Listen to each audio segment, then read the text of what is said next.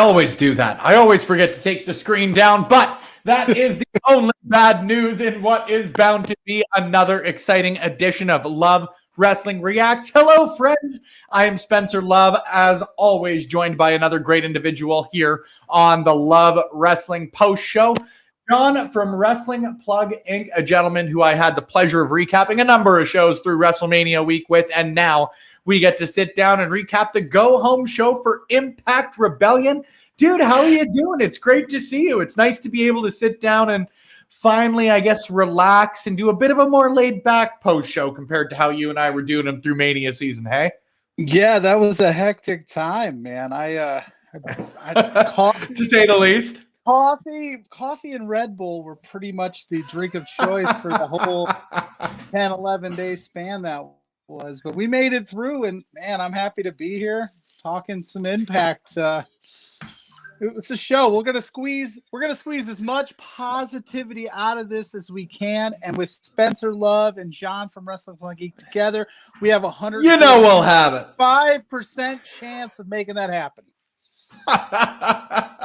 Well, I don't disagree. And of course, with great individuals like Kim hopping in the chat, of course, wherever you guys may be watching, whether it's Twitch, Facebook Live, YouTube, wherever it may be, feel free to throw your thoughts on tonight's show. Like we mentioned, it was the go-home show for Impact Rebellion. A huge show by any standard. You know, I know that the Forbidden Door sort of gets beaten to death now, and it's almost become a bit of a cliche in pro wrestling at this point for that phrase. But, like, let's get real here. It is still something that is very, very big going down this Sunday. We've got Kenny Omega facing off with Rich Swann in a dual championship match, among many other great matches on the card. However, we ain't there yet. What was that, sorry? I hadn't noticed. They only mentioned it about 600 times. Well, yeah, and it was a very promo-heavy show tonight, both for better and for worse. You know, I know you and I chatted throughout the show a little bit, and I don't think there were any, like, atrocious promos by any means. I enjoyed all of them, but only 4 matches on tonight's card by my count. It's a 2-hour professional wrestling show, and that just seems like a bit of an odd balance, and it felt like it watching tonight. Again, it's not a statement on any of the quality of the programming. It's not a statement against anybody in particular. Like you said, lots of great things coming out of tonight's show, but it felt like a very talk-heavy show, and that was odd to me. Before I give you a shout, Ella's popping in to say hello, so I want to make sure that we give Ella a quick shout as well. A great individual tuned in to watch her and Jesse today. And, of course, if you guys are watching on Twitch, it's a pretty easy click over. Give her a follow. Give her podcast a follow. Give everything a follow. Holy shit, if there's anybody busy in professional wrestling, it is Ella J, and for a lot of positive reasons. However, like I said, John, I'm going to move her on to you. What were your thoughts on tonight's show? Just give the, I guess, general overall opinion. For a go-home show, I mean, I always want more from the go-home shows, but it wasn't a bad show. I don't watch Impact as regularly as some. My own fault, I guess. It's a good program, and I liked some of the things on tonight's show. It's just that, like you said, 4 matches in 2 hours. That means every half hour you had 1 match, and then a lot of talking, a lot of build for Rebellion. But like I said, we'll get into it, and it was a decent show. I wasn't upset by any stretch, but it was a run-of-the-mill go-home show. Yeah, I don't disagree, but like you said, a lot of positives, especially, like I said, on a match card or a night with few matches on the card, to phrase it better. Kicking off with the match I was super excited about. We got Decay versus the Good Brothers to kick it all off. I said first and foremost, like, Decay's got some of the best music out there regardless of promotion. I love Rosemary. Let's get real. The Canadian bias for both her and Crazy Steve is 100% real. And then Black Taurus, I think, has added a really, really interesting dimension. Josh Matthews hit it on the head. Like, he just brings, like, a level of you know, it's cliche, but physicality and aggression and all of those sorts of, again, cliches that you would put on a big guy in the most positive of ways, though. I really enjoyed the match. Like most of the matches on tonight's card, admittedly, I could have used for another 2 or 3 minutes of it, especially if you're only going to get 4 of them. But for what it's worth, I quite enjoyed her. What about you? I dig that entrance, Decay's entrance, by the way. Right. Like I said, So I did a little catch up today, and I was watching a few episodes, and that entrance just gets me every time, man. It makes me like pee my pants in fear, which is the goal. I haven't heard it described any better. Okay. I'm literally gonna have trouble sleeping tonight. No, it's a fine match, and the whole, overall, that Black Taurus is a lot of fun. I can't believe that dude can do some of that stuff in that getup, though. That's right? Very impressive. It's huge. I would have to guess you got some weight behind that helmet or mask or however you choose to describe it. That's a big feat. For big head, if we want to keep going with the pun. It wasn't a good one. I didn't deserve the drum beat. It was fine. It was a good attempt. I didn't deserve the drum beat. Appreciate the help. But no, it was a solid match. You can't go wrong with the Good Brothers in any shape or form, in my opinion. I'm interested to see, as I'm sure we'll talk later on when FinJuice cut their promo, I'm interested to see the match on Sunday. I was going to say Saturday. I'm used to Saturday pay-per-view for some reason with Impact, but I'm interested to see which way they go with it. It was kind of I guess you would call it a tune-up match. Yeah. And that's got a negative connotation when you say it, but it was, right? Like you expect in any promotion, it's the way it's always going to be in a predetermined sport. If you're trying to heat someone up in advance of a title match, you got to give them the wins. It's pretty impossible for FinJuice to obviously get over here. Travel's got to be limited, and I'm just assuming they're back in Japan if they weren't appearing. So you got to heat up one team. May as well do it with the Good Brothers. One thing that I particularly loved in this match, my quote of the night actually came very early. Josh Matthews talking about the Good Brothers. If their loyalties lie with AEW, that's a dick move. And I completely agree. Very well played. I've really liked the commentary between Matthews and D'Lo Brown. Nothing against Madison Rayne. I had a lot more time for her than I think might have just been my timeline. Isn't it Stryker? Isn't Matthews done? Sorry. Sam, I was going to make the comparison. They're pretty I do close. apologize. Yeah. No, well, fine. and I apologize. No, you're fine. No, I'm conflating things. I'm happy to eat crow when I misspeak, but I'm really enjoying Stryker and D'Lo Brown. Excuse me. I had a lot more time for Matthews and Madison Rayne than a lot of people, at least on my timeline, I think did. But it's nothing against them. I just think that this is a marked step up. Like D'Lo Brown gives just such cool insight in a way that I don't think Madison Rayne or Josh Matthews really did. Like I compare it a lot like Taz, and that Taz will really go through and break down a move and the hows and whys. Like the example I'll always pull is that whenever anybody would pull like the bridging German suplexes, Taz and D'Lo Brown and anybody who gives any great description for it, like they'd always explain, okay, he's on his toes because it adds that extra leverage, sort of really breaks it down from there. I think D'Lo does a really, really great job of that, and I loved his commentary tonight too. Yeah, no, and I thought, like you said, to the point about the AEW side of things, I really thought, I'm thinking to myself, like that is the exciting part of this story for me is where is the Good Brothers head? Impact pays them. Yeah, but they're hanging out in AEW an awful lot. So where do so that's where I agree. It's interesting for me, and they touched on it later on, especially with Rich Swann, potentially losing the title, and these, that to me is the whole basis. What they were trying to sell tonight was like, who's where? They're playing that battle lines a lot, and I'm interested to see them go a little further with it. I mean, I hope they do anyway. I like a good invasion. I completely agree, and I think if you're going to do it with two promotions right now, if we're just being realistic, quote unquote, with it, despite Triple H saying they're open for business, these are the two biggest outside of Ring of Honor. Let's make sure we give them their due as well. But these are really two of, I guess, the three biggest promotions that you could do something like this with, right? And I really, really do like you said, how they're trying to draw the battle lines, make those alliances questioned, and they're on and they're so. But quick couple of shout outs before we move on. There are a couple people here. The next thing that I want to move on, because it's a casual conversation, John, we're going to jump all around Impact tonight. Next up, we're going to talk a little bit about Rachel Ellering and Jordan Grace and everything that happened along those lines. But a couple of quick shouts. First and foremost to Ryle Vay, who not only says good evening, gents, a good evening to you as well, but thank you for the bits, friend. Remember, we were Twitch affiliated or became Twitch affiliates, whatever the phrase is. Again, I'm an old man.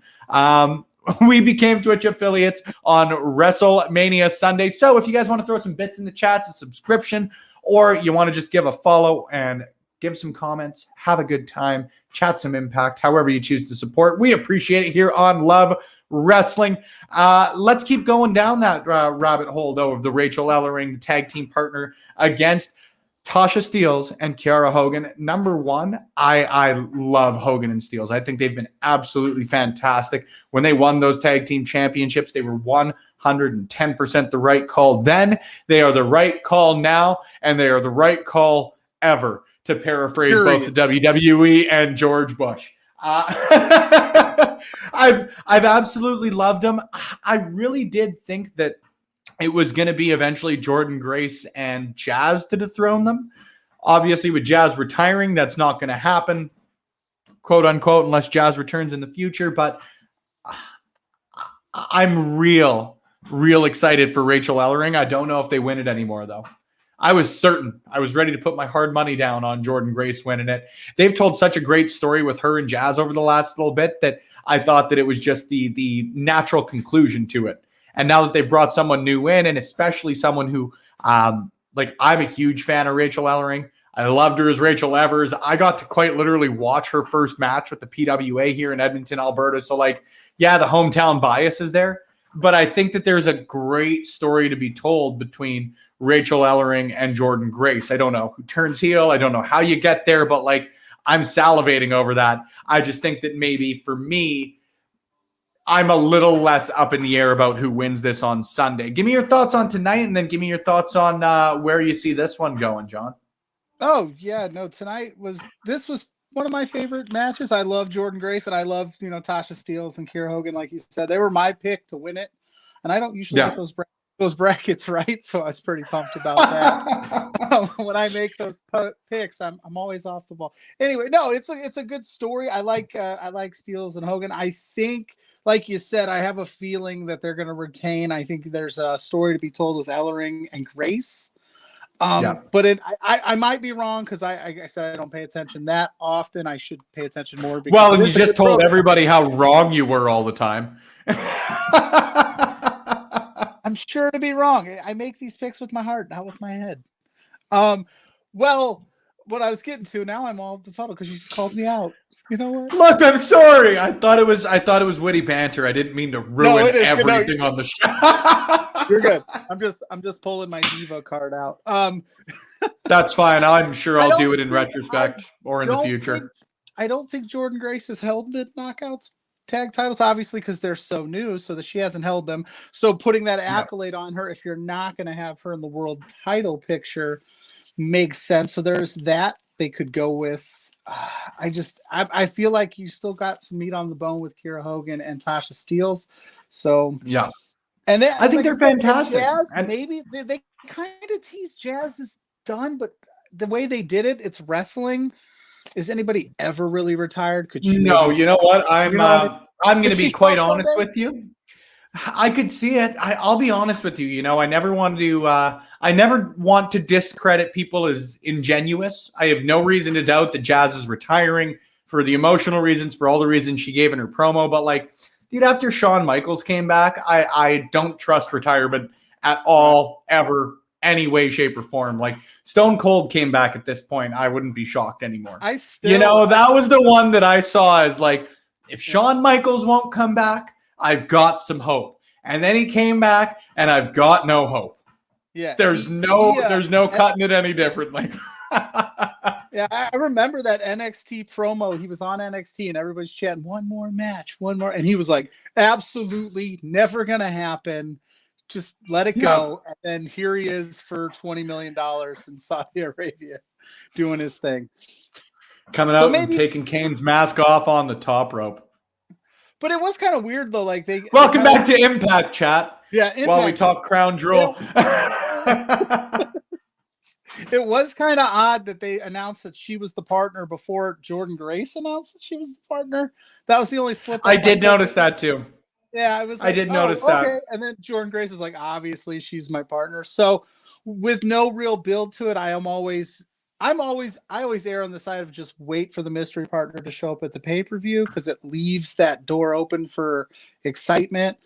But like you said, I'm excited to see where these two go. Maybe Rachel Ellering isn't, on the up and up. She was just doing her favor tonight. Maybe they'll break off and do a storyline. She'll cost them the time. I don't know. But Jordan Grace I is could a see heel. it too.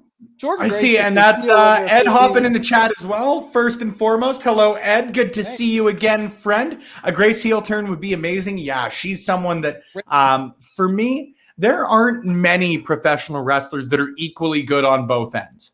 You know what I mean? Like Edge, good babyface, great heel. Sami Zayn, good heel, great babyface. Even when you look at people who are really good at both, Jordan Grace, by my money, like, it's my personal preference when she's a heel, but like she's proven over the last 6 months to a year that she's a great baby face. Even over the last couple, if you look at the stuff she was doing with Tessa Blanchard, right? Like, which I think would make she's fantastic. An awesome moment at Rebellion. She turns heel or something, and then we start this program. You're like, oh, and then you keep Kiera Hogan and Tasha Steelz with the titles, and there's more to do there. And I feel like there's going to be some tag teams showing up in Impact in a few months that would have some great programs with them. Absolutely. Now we have to give a quick shout to the Queen. Hello, friend. Hello, everybody coming in on the raid. Nice to see you guys. We are chatting Impact, or we're chatting Crown Jewel. Maybe Jazz will go for the Saudi Arabia money. I don't know. I personally can't speak to that. Again, if Shawn Michaels will do it, I've got no faith in integrity in professional wrestling anymore. I really, really don't. However, let's get back to Impact Professional Wrestling. That's like the most negative thing I've ever heard you say on a stream. You've got no hope for wrestling. That's pretty good. That's pretty good for you, Spencer. I'm bringing out the heel. If we're hitting a 7 on the positivity scale, I'm down on things, right? Let's talk about Susan versus Tenille. Another match that was shorter than I expected, with a longer promo afterwards than expected. But much like I was talking about Rachel Ellering earlier, I've got a real soft spot for Tenille Dashwood. I really, really do. As far as her promo went, I didn't even dislike that as much as I saw some people on the timeline saying, to be honest with you. I've got a lot of time for her. I wish they would have done a little more with Deonna Purrazzo, but I feel like I'll say that with absolutely any time Deonna Purrazzo's got a chance to be in a segment. Like, let's just get real here, guys. I'm a Purrazzo mark. I think a lot of us are. We'll cut through that one right now. I don't know if this would have, if you were tuning into Impact for the first time, would this have sold you on the championship match on Sunday? Perhaps not. I mean, yeah. That's the best way I can really put it, right? Match was short. I think Susan's probably the best character in wrestling right now, though. I Am Susan. Fantastic. I love it all the time. But again, just like the teaser of a match in a very, very promo-heavy match card was a weird decision for me.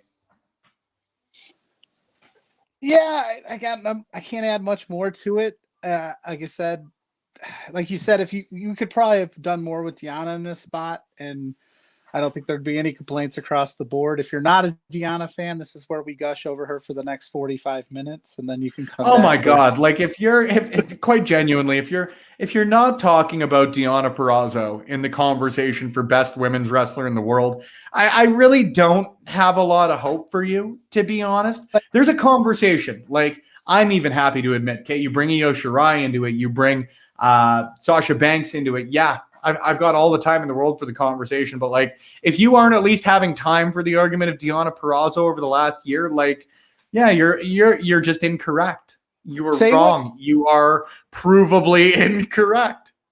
No other way to put it. About the PWI top 100 list they put out every year. I know some people don't put a lot of stock into that. I personally do. I love it.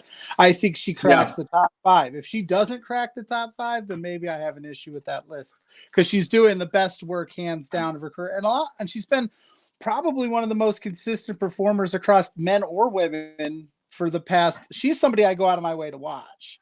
Well, yeah, she's Impact's Wrestler of the Year last year, and I think you can look at work like Ethan Page, who, Kim, don't worry, I see your comment. We'll get to her in a second here. but like you look at people like Ethan Page last year, you look at the year Sami Callihan had, right? Like I know that because of all of the stuff that happened with Tessa Blanchard, maybe he unfortunately got a little swept under the rug with that sort of stuff. But like Deonna Purrazzo was the wrestler of the year last year in a year that there were a lot of contenders for wrestler of the year. And I think that speaks volumes about not only Impact, but her. Just, you're beating a dead horse saying it, and I'm beating a dead horse saying it, but like how WWE or any promotion can look at having Deonna Purrazzo and be like, nah, I don't get it. I really don't. Whether it's her, whether it's Chelsea Green, whether it's Mickie James, any of them. I fail. I fail to understand. Joel hopping in. Jazz mentioned being offered a role backstage in the NWA. That might be one to talk to Zach about. She is a former, like she was a champion for what, 2 years? Ish? Like NWA Women's Champion, somewhere around that at least. I'm not 100% if not sure, longer. Jazz, I'm pro Jazz anywhere. Like that's fine. If she wants to continue to wrestle, I'm okay with it. I find her to be a badass. I'm cool with it. Dude, yeah. The NWA would be a fun spot for her. She's been doing some stuff on the independent scene. That has been really good. So, I mean, if she wants to keep wrestling, I'm all for it. If she's done an Impact, it would be weird though if she just showed up in the NWA next week. I hope she milks it a little bit. Maybe not Shawn Michaels long. The CM Punk return where like, yeah, I'm gone. I'm out of WWE. And then you're back 2 weeks later. Yeah. I hated that. And I'm a CM Punk guy, but I hated that too. I was like, milk it. I always wanted to matter and mean more. And if you turn around next week and you're wrestling some house show, it's not as impactftive. It ain't exactly a retirement. Nothing against the guy's talent, but we all have watched Terry Funk retire once or twice. Give HBK a break. I would work an hour-long glass tube Iron Man death match with no clothes on for $20 million. I'd probably do it for 10, Goose. If we want to just I'd do it for $500. Like, let's be honest here. I got no shame.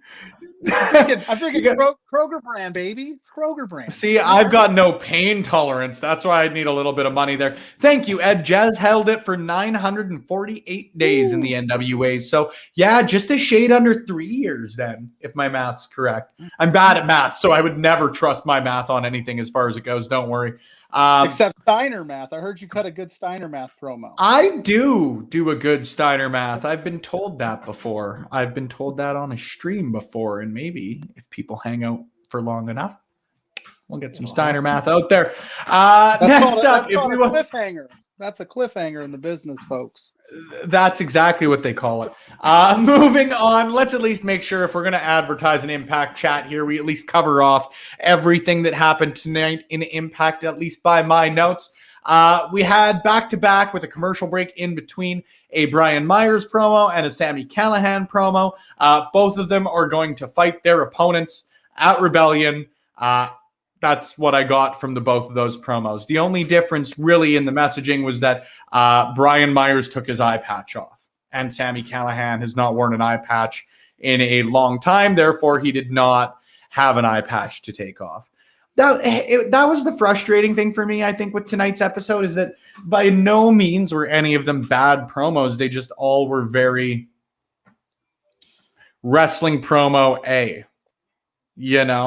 And it's nothing against, again, I want to stress that it wasn't like the promos themselves. It was just they were all very similar promos, other than the 6 Kenny Omega promos.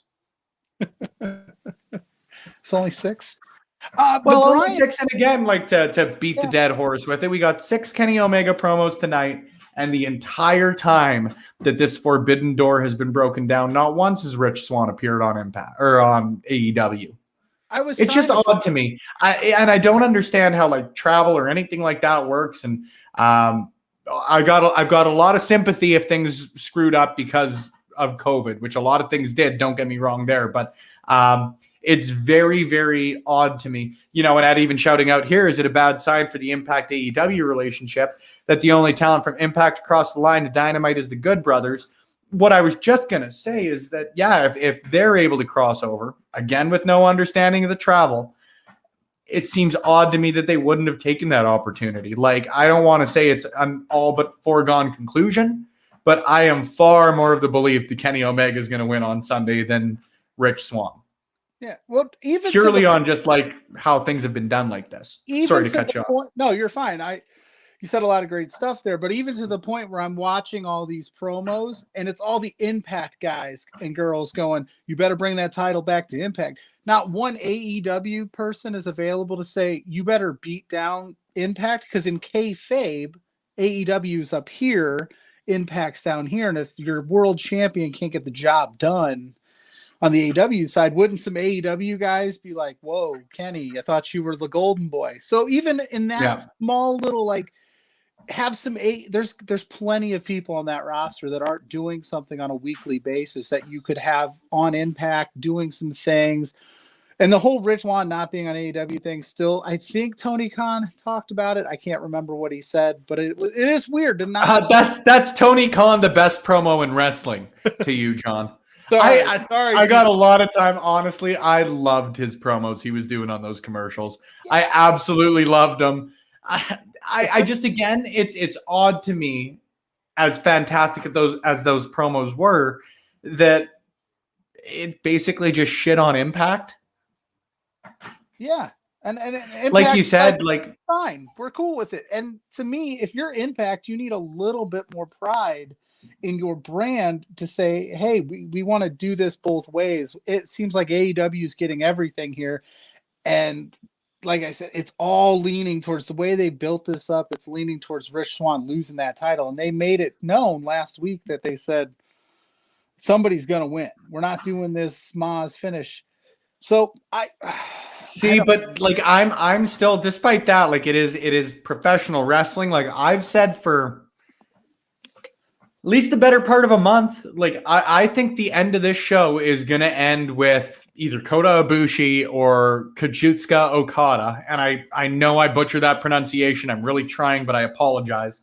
One of them is going to interrupt and lead to a schmoz finish, or it's going to be a stare down or something like that. Like, I don't see either champion losing clean. Like, even on Kenny's end, like, he's wrestled 2 matches on Impact, no singles matches, if I can remember correctly. And I could be again wrong, but if this is a partnership, it just seems like it's a couple of like, even tonight's the go home show, and all we get is a Kenny Omega 5-minute promo that they did on video because he's not there, right?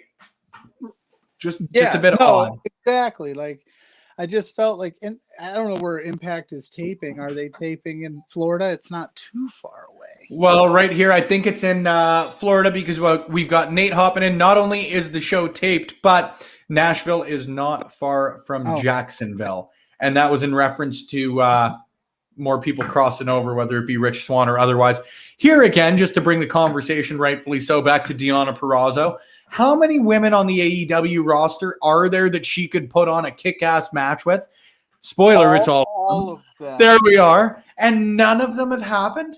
None of them have happened? This show needs to be, rather than a forbidden door, like, there is a very size-specific window that, like, Omega and the Good Brothers are able to go through. It's like, what was that movie? Or not movie, TV show, where Maggie and the Ferocious Beast, where she basically just, like, it was her that and her alone that could transport into, like, an alternate dimension with a bunch of wild and wacky characters. Like, this is what this feels like, is like only Kenny and his friends can go to this wild and wacky world of Impact Professional Wrestling where Tony Khan does commercials and that's it, that's all. But nobody else can go. Yeah, that was the big thing for me with this Forbidden Door, is like, cool, I'm psyched for Omega and Rich Swann. I'm psyched for the Good Brothers and the Young Bucks. But, like, I'm psyched for Deonna Purrazzo versus Britt Baker again. I am psyched to watch Eddie Edwards wrestle Willie Mack. Eddie Edwards wrestle Powerhouse Hobbs. Right? Like, there's so many different matches that you could put on there, and it's again odd to me. But let's not belabor a point. I'll let you have the final word on it, and then we'll get back to Impact review. The entire X division versus any one of their mid-carders is money. Like Chris Bay versus Ray Phoenix. Yeah, like what are we doing? I was so excited when they opened the store. I thought there was going to be a lot of exciting crossover appeal. Honestly, if as a casual viewer, this Rebellion should have been AEW versus Impact. This should have been like a big super card. Imagine almost like a Survivor Series sort of thing. Yeah, imagine Talk about that brand loyalty. Yeah, like, but instead we're just focusing, it feels like, on the main event, which is a big deal, don't get me wrong, but there's so much more you could have done, and it's made most of this card feel almost like an afterthought, the way they presented it tonight. And if you're just tuning in to buy this pay-per-view, it's a tough sell to go, well, it's just one really good match, and the rest are kind of like, oh, hey, here. Yeah, so... Oh, man, and that's the exact thing, is like, that's why I say, you know, you and I both earlier, is why did we need more from Deonna Purrazzo tonight? Number one, because we're selfish and she's great. But number two, because if we're watching this for the first time, it would have been almost a little difficult to tell that Tennille Dashwood and Deonna Purrazzo have had a heated feud. Like everything behind it was very, very just peculiar, you know? I do want to get back to a point here because Goose asked the question and gives us a chance to talk a little bit about the main event. I heard Eric Young was badly injured, and is he going to work, the Impact pay-per-view still? To be honest, I don't know. I know that tonight he worked his match with a fully torn ACL. He sent a tweet out earlier today confirming that, but it was speculated on, I think, 2 weeks ago or so when Fightful first reported. I really have no idea what it means for Rebellion. They still advertise them. Yeah, they still advertise them as being part of the match. There was no write-off, no nothing like that. Closed with a show closing brawl between both Violent by Design and the other four. I guess Team Impact is just the easy way to describe them. That's what I was going to call it. I really don't know, Goose. I know that's the worst answer for us to give on our opinion review show where we're supposed to know everything, but I truly don't know. I would hope so, purely on the fact that if he's able to earn an extra payday before he's out for the 6 to 12 months that he's speculated to be out, as long as he can do it and not hurt himself worse, cool. You know, I don't know enough about injuries to speculate on that sort of stuff. I just want that guy to have the either big write-off moment or earn a last payday or whatever good-hearted support you want to put behind it. You know what I mean? It sucks. Like, I have in my notes here, I truly don't understand. He's another individual that I look at and I'm like, how the fuck did WWE not see shit in you? I really don't. Sanity was one of the coolest factions to come around. Violent by Design, I don't want to say is following in their footsteps nicely, because it sounds like they're copying them in some way, shape, or form. I just think that this is another great faction in a string of great factions that Eric Young has been in, right? Whether it's coming out of shitty circumstances or not with his injury, I'm really excited to see what goes on with Cody Deaner after this. He, by my money, is perhaps one of the most underappreciated wrestlers out there. I don't want to say underrated, because I think anybody who watches him wrestle, and especially since he turned heel, just knows how good he is. But I think that's a guy who should be looked at by many, many more people as a great professional wrestler, you know? He's a perfect candidate to lead this Violent by Design group if, in fact, Eric Young is out, because he's got the look. They're kind of teasing him as the second. They are presenting him as the second man now, and it could be one of those power struggle moments, because catching up on it, he was like, you blew it, that couple weeks ago when he lost, you blew the match, you know what you did, and then maybe he gets sick of that, and that's how they write this off. So that's where I would go with it.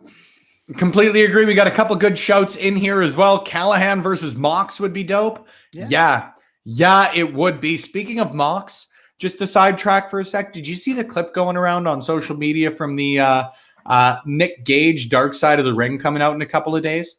I have not yet. Oh man, when we're done this stream, I'll send you a link to it, because Mox is talking about the first time he wrestled a death match against Nick Gage, and Nick Gage brought a pizza cutter out on him. Yeah, so he busts him open, obviously on the forehead, and then hangs him over the rope and rips it between his mouth. Yeah, real excited for Dark Side. To get back to Impact, Eric Young is a great character and could be a fantastic manager until he's able to heal up. I agree. He could do anything. He's a lot like, not stylistically or anything like that, just as far as multifaceted talents go, he's a lot like Samoa Joe for me. Like, you could make Eric Young a backstage interviewer for all I know, and he would do a great job at it. He's great on a promo. He's great on the wrestling end of things. I just got a lot of time for him. Really, really do. Nate as well. Impact is Kenny's own secret place. Yeah, I have no other more eloquent way to put it. To continue moving on here, I know you and I were both talking a lot about Jake Something as far as it goes in the private chat. I'll let you open it up. Give me your thoughts on the Jake Something match tonight. I always get excited to see Jake Something. He's a personal favorite of mine. I actually have met him in person, and he's as big as he looks. Neat. So cool. Pull the curtain back. Him and his significant other, who's a WWE superstar, Ruby Riott, shop at my local grocery store. Cool. So I met him. He's the nicest guy, and I think that he's got an amazing look. So, like, when I'm catching up on some of this stuff, like, he looks the part. He looks like a perfect challenger for, say, I don't know, the Impact World Championship. And I think that they were heating him up, and he looked like this is where they were going. And then he takes the L here, which I thought was a strange decision. I thought so too. You know, and by the same logic, I do understand what they're doing with Shera. I like the pairing of him and Rohit Raju. Again, like much in the way I talked about Cody Deaner, I really, really love Rohit Raju. I think they did such a great job coming out of the Cody Deaner and the Deaners breakup with Jake Something that he could have been the, to steal Cameron Grimes' phrase, the next guy to go to the moon, you know? He's a star. He seemed like a star. Yeah. In that promotion, he stands out really well. And Shera looks I good completely too. agree. Don't get me wrong, but I think it was a baffling decision on my end. He's taken a I just think that I think they just maybe could have gone a different way with it. And I'm not a fantasy booker by any means. I don't know how you get both of these guys on TV. Who knows? Maybe you put a fifth match on your 2-hour program. But I did think it was an odd choice again to have Jake Something take, like you mentioned, another loss after coming off of a really great storyline. I really loved, like I said, what they were doing with the Deaners and how they broke them up. Cody Deaner has done, obviously, a great job coming out of it. Jake Something, not by any lack of effort on his part. It just seems as though was the guy to benefit a little less from it. And you could have had him have a couple of more wins. You could have heated him up a little bit. Even if he is a guy, like you said, who gets into the world title picture and loses eventually, okay. I'm fine with that because you're presenting a guy who has a unique look, is super athletic for a dude his size, and giving him that chance to shine. And he stands toe to toe with Moose. He looks the part. He looks legit. And if if Rich Swann retains, he looks like somebody that could take the title off of Swann, which is ultimately what you want. So I don't know why they have given him a few L's and not heated him up to that next level quite yet. Maybe it's coming. We'll see. Yeah. Let's talk about Moose because I thought that Rich Swann cut a really, really great promo. I think we could probably play that clip on every Impact show. He's just a talented dude. He's just a great promo. He's got a lot of charisma. I'm a big Rich Swann guy. So in the most complimentary ways possible, Rich Swann delivered as always, so there's no need to rehash that in my opinion. I loved what Moose did tonight. He's been gone for a couple of weeks, over a month, if I remember correctly, from when he actually wrestled Rich Swann. It felt big when he came back. I loved his promo. I think he walked the very fine line of babyface and heel, up until that little end shot where he said, oh, Rich, the advice I was going to give you. I thought he cut a very good babyface promo, and I think that that's almost the way. I've never been a big Moose fan. I really, really haven't. That Rich Swann match for me from about a month ago is I'm going to hedge my bets now that that's going to be a turning point for not only me as far as he goes, but a lot of people, because that match was fantastic. His first appearance since that match was absolutely fantastic. He hit a lot of great notes, even just coming in and saying, I'm not here to hurt you. I'm here to congratulate you, and cutting just like the very methodical. Like, it was a very methodical promo. And I loved that delivery. You could tell that Moose was trying to take a bit of a different approach than just, let's be this big, badass dude. That's almost scarier when you've got a guy who's that eloquent and that thorough with his words. I just really loved it. This was the highlight of the night for me, outside of Ellering making her debut, I think. I don't know if she's been with Impact before. I'll need to get fact checked on that one. If anyone's in the comments, feel free to. It would be appreciated. But Moose's promo tonight, I think, was my highlight of the night. What about you? Oh yeah, it was a really good promo. When Moose is motivated, he's money. Like, and that's what I feel like when I watch. When he's motivated. Moose-evated? Is moose-evated a word? We'll go with that. It's better. It's better. Motivated sounds like it's cow. Let us Moose-evated sounds like it's the best moose-evated, motivated pun there is. Let us know. And I like the little. I liked the little dig at the end, because I truly believe that if you're gonna do this Kenny Omega Rich Swann thing, the guys should be like, because Moose 100% in his promo believes he is better than Kenny Omega, and he knows in his mind, kayfabe storyline sense, he's going to get the job done. Because why wouldn't you? Why are you in wrestling if you don't think you're the best and you're going to win? You've got to believe your own bullshit, right? And I think he did a very, very good job of. It's going to sound like a weird way to put it, because it makes it almost sound like he doesn't believe his own. He did a very good job of convincing everyone that he believes his bullshit, though. You know? Right. The only thing I didn't jive with is I don't think he would beat Kenny Omega in a 40. I'm just going to throw that out there. I'd like to see that, though, because he said he was faster than Kenny. But I don't know. Kenny looks deceivingly quick to me. But no, he just seems like a fast dude, but I feel like that's almost like wrestling conditioning for us, right? Like, the smaller you are, the faster you are, unless you're Brock Lesnar. True. Maybe that's me. I don't know. But Moose was an offensive lineman at one point in the NFL, and they're not super. Fact. But, you know, he sold me, like I said, and that's where I, like, you could see it in Swann's face, where he's just like, yeah, no, it was almost like another layer of like, this is bigger than maybe I initially anticipated. Like, I've got everybody in the locker room is like, all right, we're putting you out there against the quote unquote best in the world. Let's see what you can do. And Moose, I think, knocked it out of the park with that promo. I absolutely think so too. I'm much more excited now for what could happen if Rich Swann loses the Impact World Championship. I quite genuinely, and I stand by it, I don't know how you can come out of this with Kenny Omega as a triple champ. Let's get real. The AAA Heavyweight Championship is one of prestige and value. I really don't know how you would move forward with it, though. The only thought I have is that they do pull the trigger on this. This is the all V trigger? The V trigger. If they pull the V Thank trigger, you. this, and I got to come better with these puns, Spencer. My bad. No, it's just I've got a lot of time to think. But here's my thought. So they have Kenny win. He wins the title. In kayfabe storyline sense, and this is where the Impact Championship to Kenny Omega and Don Callis means nothing. Mm-hmm. They almost pull a Wednesday night AEW. They drop it in the garbage and they just say, we don't even want to do this. We don't want to show back up here. We proved our point. And then you have a tournament of some type. Now, is that the cheap way to go? Yes, but that's just Kenny Omega. You're gonna show up every Tuesday night on Access and do this. That's just I don't know. That's where my mind is. That is, you know what that is? That is WWE booking to a T.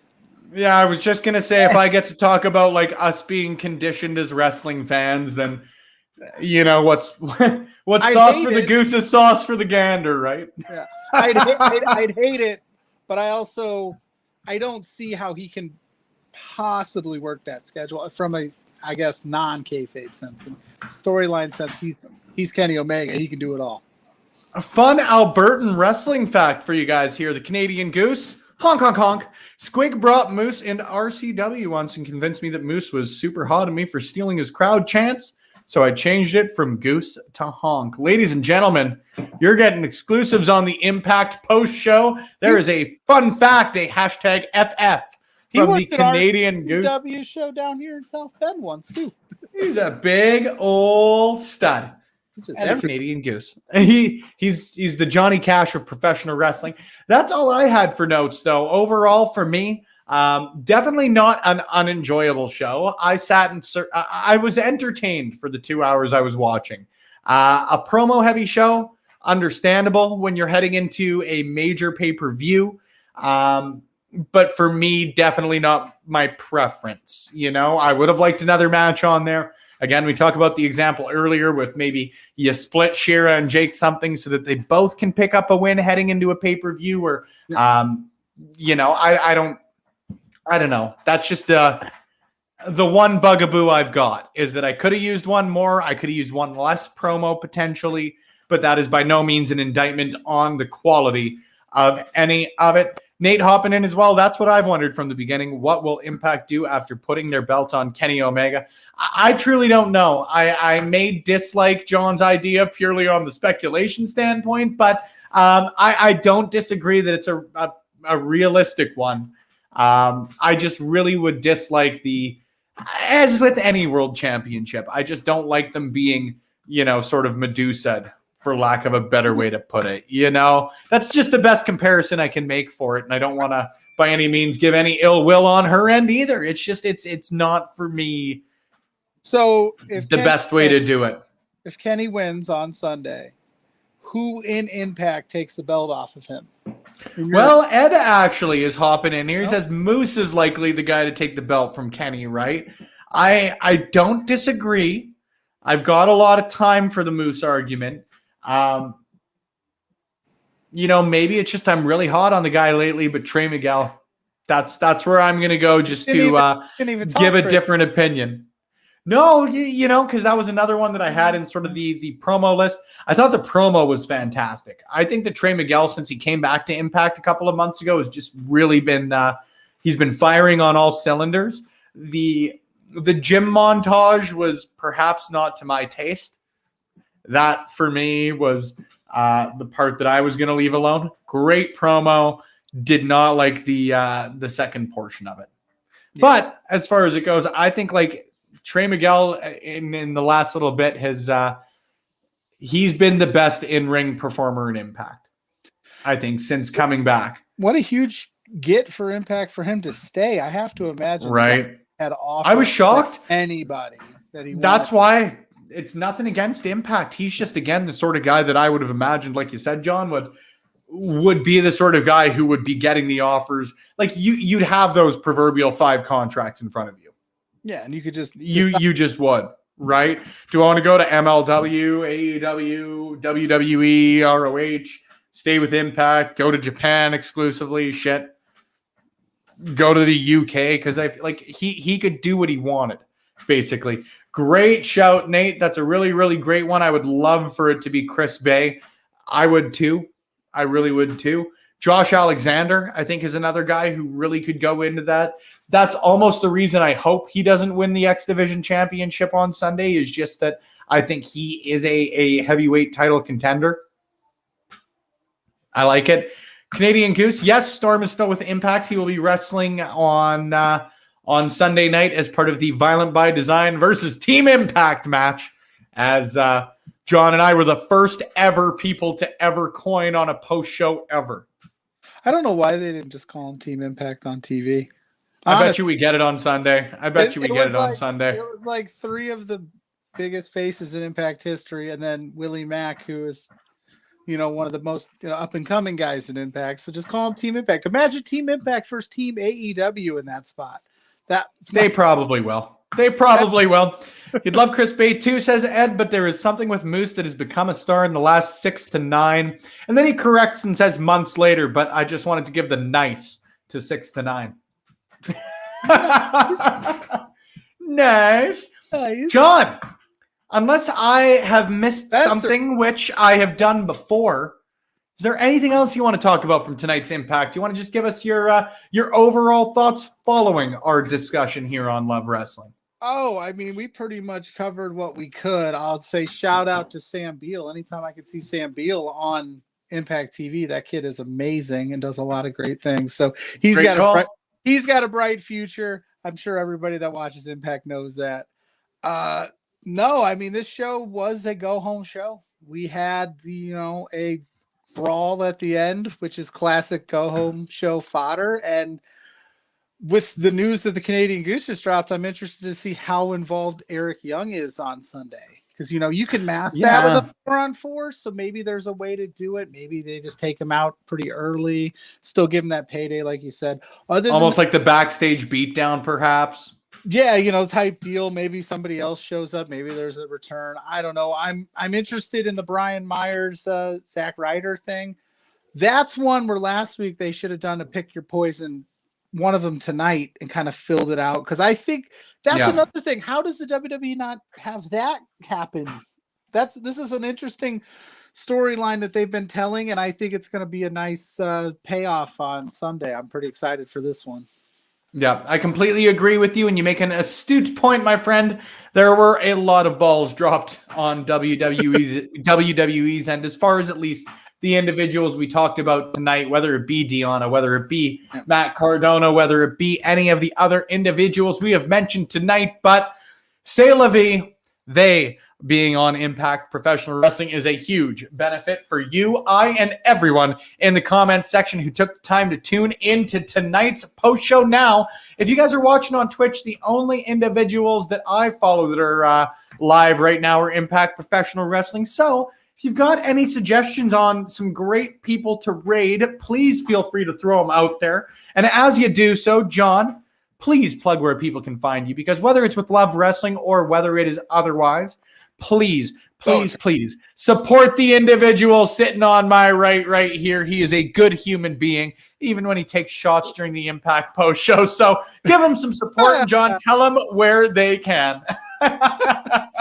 Well, you guys can find me at Wrestling Plug Inc. on Twitter, Facebook, Instagram. That's where I do most of my damage. I contribute here at Love Wrestling whenever Spencer is kind enough to allow a shot-taking gentleman such as myself it's the time to talk, which I greatly appreciate. And you can also see I contribute with the crazy Wicked Pinfall guys, Throwback, and Ray Callahan and all those good dudes doing their thing on Tuesday. And they let me come on and, my unique comedy-laced wrestling takes, I guess. So I appreciate everybody that gives me an opportunity to speak.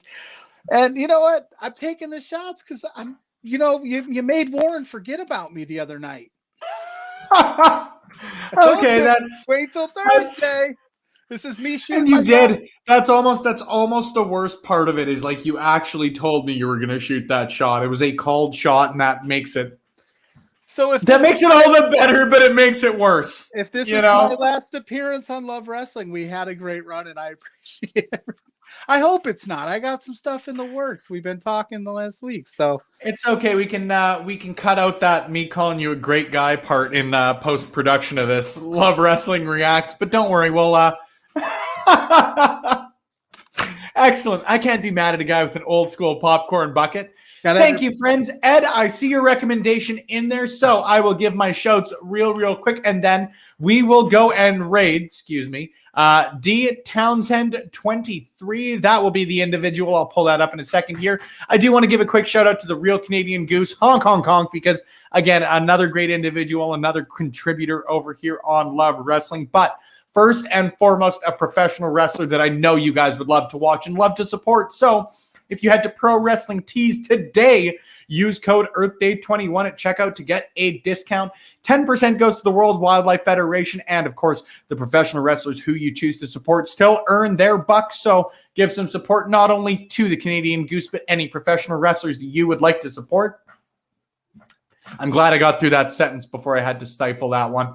The couple of goals that we've got on Love Wrestling over the last little bit, we are aiming to become a #1 Canadian podcast. We've hit the top 10 a couple of times over the last few weeks. We would love to take that top spot. We would love to continue to grow. So if you guys want to head to ratethispodcast.com/Love Wrestling CA, not only will it help us out in that all-important Apple algorithm, but if you review us on Podchaser this month and you've only got 8 more days to do it, there are 30 days in April. Not 31. I screwed that one up booking a meeting. Please head to Podchaser because they will donate 25 cents per review to Meals on Wheels. And they do great works in not only the Edmonton, Alberta community, but a lot of communities throughout North America. So if you're ever going to review us, we always appreciate. But now not only would you be supporting us, but you'd be supporting a great organization. If you want to head to lovewrestling.ca/shop, our new collaboration with Sea of Dead drops tomorrow. Yes, our shirts are going to start shipping out tomorrow morning, bright and early. If you want to get your hands on some of the first official t-shirts that we've got, we've made some unofficial ones. You've seen me wear them before, but the first official Love Wrestling t-shirts, that's the place to do it. Not only that, you can pick up your Sunday brunch mug. You can pick up some stickers, some masks, and a whole lot of great stuff coming up in the future. And if you guys are watching on Twitch, which I hope you guys are, head to twitchtv.lovewrestlingca. If you're already there, then you can find that follow button. You can maybe find that subscribe button. If you choose to support us, we will try our damnedest to make it worth it, whether it's through professional wrestling content, whether it is supporting what you guys are doing, or anything in between. Your support is appreciated. There's tons of pro wrestling content out there. So the fact that you guys chose to take your time tonight, then now, forever, in the future, whenever it might be, it is appreciated. So thank you, folks, once again. Goose, you have a good night as well. Got to throw one last honk for you, and I am starting a raid. We are raiding D Townsend 23 in about 10 seconds. So if you're on Twitch, show some support for another great individual. I'll vouch for anybody that Ed vouches for. If you guys are watching on Facebook or YouTube, y'all are going to hear our music. Yeah, I used all y'all to show you how serious I am. I speak for John on this one. Thank you guys for showing some love to us here on Love Wrestling. We'll be back tomorrow night with another edition of SmackDown Live Reactions. And then Saturday night, we're playing Jackbox right back here on Blowing Off Stream. Hope to see you both of them, at least one of them, but we'll see you sooner rather than later.